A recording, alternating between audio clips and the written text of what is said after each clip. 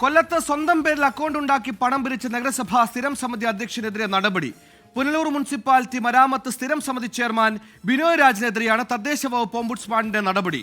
നിയമവിരുദ്ധമായി പിരിച്ച പണം തിരികെ നൽകണമെന്നാണ് ഉത്തരവ്. ഉത്തരവിന്റെ പകർപ്പ് 24 ലഭിച്ചു.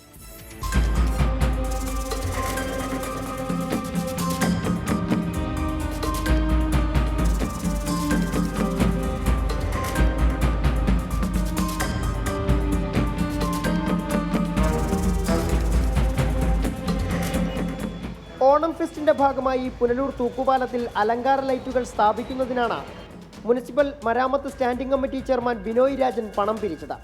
ഈ പണം നഗരസഭാ അക്കൗണ്ടിലേക്ക് മാറ്റുന്നതിനു പകരം സ്വന്തമായി അക്കൗണ്ട് ആരംഭിച്ച പണം കൈപ്പറ്റി.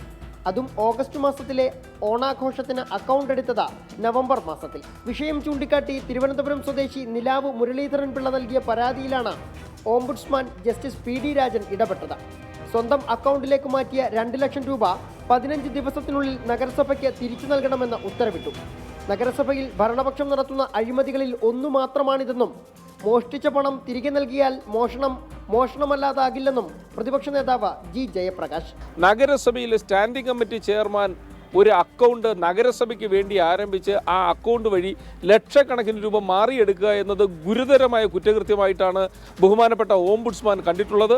ഈ കാര്യത്തിൽ നഗരസഭയുടെ ഭരണ നേതൃത്വത്തിന് ഉണ്ടായിട്ടുള്ള വീഴ്ചയോടൊപ്പം തന്നെ ഉദ്യോഗസ്ഥ തലത്തിൽ ഉണ്ടായിട്ടുള്ള നെറികേടുകളും കൊള്ളരുതായ്മകളും ഇതിനൊക്കെ കൂട്ടുനിന്ന വസ്തുതയും വെളിച്ചത്ത് കൊണ്ടുവരിക തന്നെ വേണം എന്നാണ് ഞങ്ങൾക്ക് അഭിപ്രായപ്പെടാനുള്ളത്.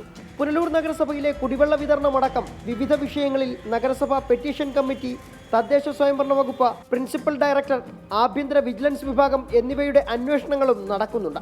ക്യാമറമാൻ രാജ്കിരണിനൊപ്പം സുജിത് സുരേന്ദ്രൻ, 24 കൊട്ടാരക്കര.